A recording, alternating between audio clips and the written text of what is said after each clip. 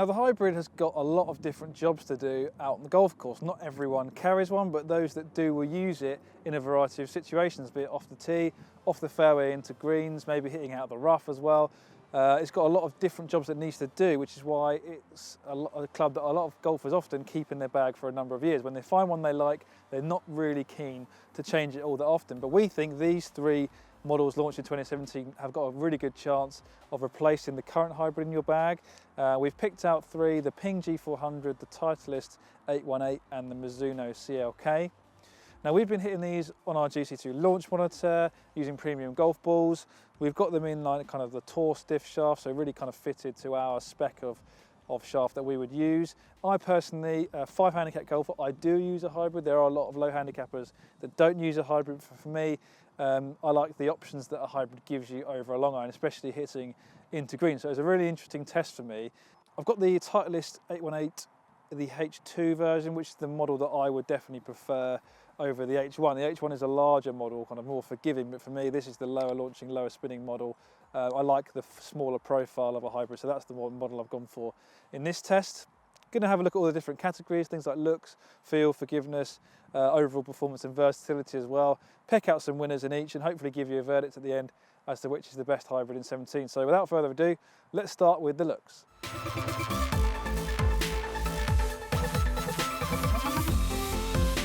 Okay, so looking at the looks of these hybrids, you'll notice that I've still got all three in my hand, and that's because I feel like there are features in terms of the looks that might appeal to different golfers.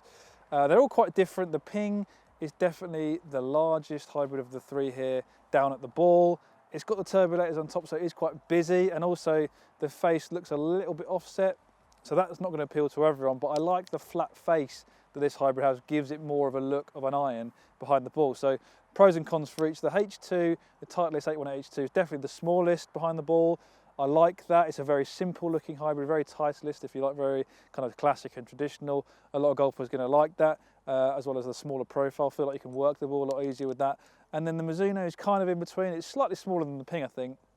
But what I like about the Mizuno is it's got, not only is it a simple kind of classic look, but also you've got a grey section here contrasting with the black face, and also the full groove lines across the face make it arguably the easiest to line out of the three. So lots of different things to consider when talking about the looks of the hybrid, but for me they're all pretty equal and I can't really pick a winner.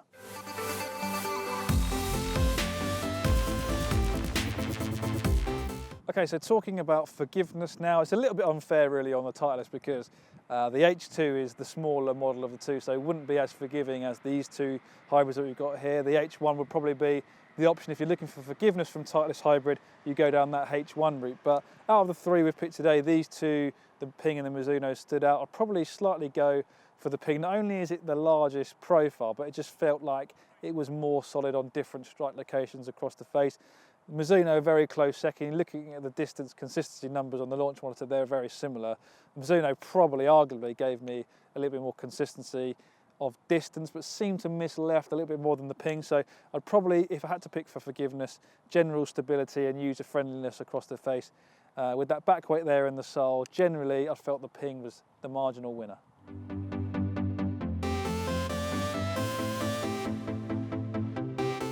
Okay, so the next category is versatility, arguably one of the most important areas golfers look at when looking at their new hybrid.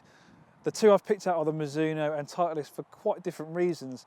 Firstly, the Titleist, what I like about the H2, obviously it's smaller, so it has an iron-like profile. Felt like that gave me a little bit more, I can get steep onto the ball when the ball was sitting down in the rough and the ball kind of popped out a lot easier rather than kind of getting snagged in the grass behind the ball. And obviously with all that adjustability there, you've got the option to create a ball flight that's really going to work for you, especially with that SureFit CG. This is actually the fade cartridge I've got in here, so negated the mist to the left that I often have, gave me a straighter ball flight. And then what I like about the Mizuno is obviously you've got this shockwave sole here, so an area cut out of the sole. And I felt like that kind of reduced turf interaction a little bit, made it a little bit more cleaner, quicker, faster through the turf, and from the rough as well, seemed to cut through nicely. So those were the two I'd pick in terms of versatility. I would be very confident in hitting both of these clubs from a variety of different lies, off the tee, off the fairway, or in the rough. These two really came out on top.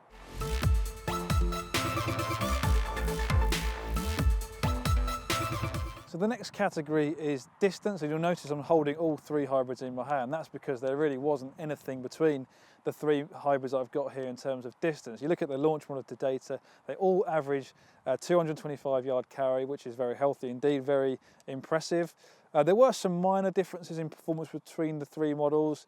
The ping was surprisingly the lowest launching hybrid and gave me a slightly lower ball flight at 34 yards compared to 37 yards with the other two. So that might be a slight concern hitting into greens, but the spin was pretty high, around 3-1 I think, so shouldn't worry too much about stopping the ball into greens.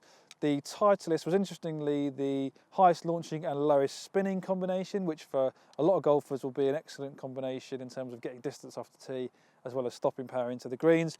And the Mizuno was kind of in between the two in terms of certainly launch. I think it was the highest spinning hybrid out of the three, so that should give you a little bit extra stopping power hopefully into the greens. But like I said, really wasn't much between them in terms of the launch monitor data. I think the differences in terms of where you're going to go in terms of choosing them will come down to things like price, looks, and maybe forgiveness as well. So in terms of distance, nothing between them at all.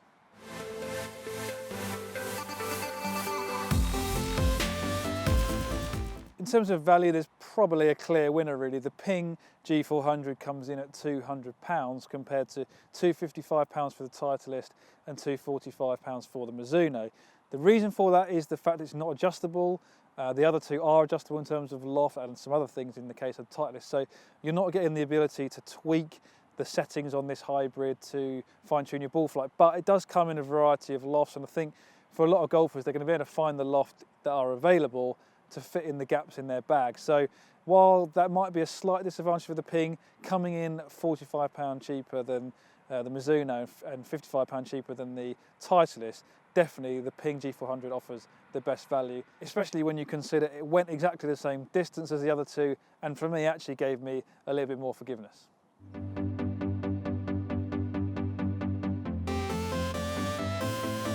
Right, so after all that, what hybrid would I put in my bag out of these three?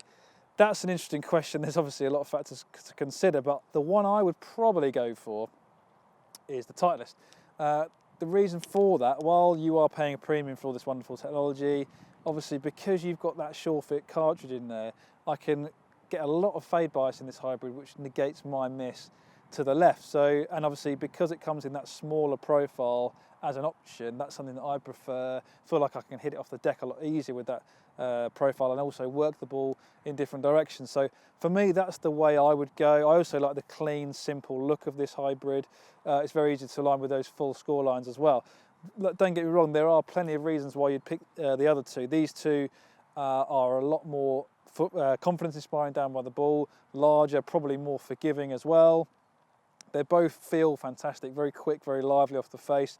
The Ping offers some excellent value. While it probably doesn't look the nicest out of the three with those turbulators on top and that little bit of offset there are certainly reasons why you'd pick the Ping. It's forgiving and it comes in at a very reasonable price point, whereas the Mizuno seems to offer a little bit of everything. It's very versatile, it's confidence inspiring, it's also adjustable and easy to align. So there's definitely a lot of pros for why you would pick the Mizuno, but for me, the Titleist just gets the nod because of all the extra technology and the profile. But as always, if you're looking to get a new hybrid, make sure you get fitted.